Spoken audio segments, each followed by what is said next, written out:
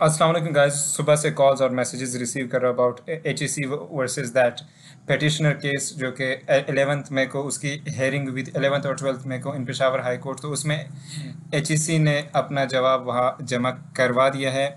ये ऑब्जेक्शंस लगाए हैं ऑन द पेटिशनर, जो एक स्टूडेंट था, एंड ही सेड दैट कि एचईसी का मेरिट क्राइटेरिया गलत है। एचईसी ने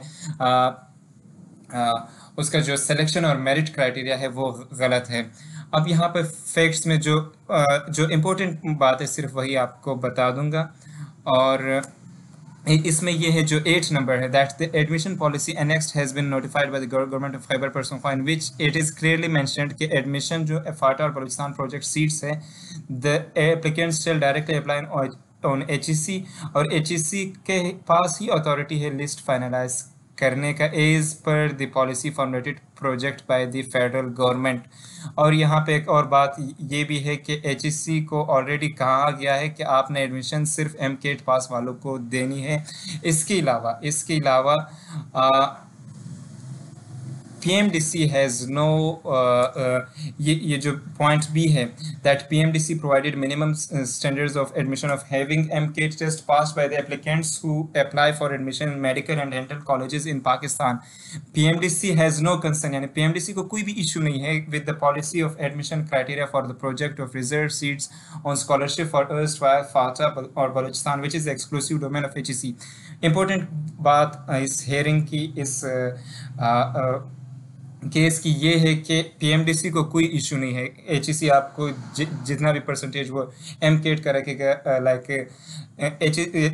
जो इम्पोर्टेंट बात है वो ये है कि PMDC has no issue with the policy of admission criteria.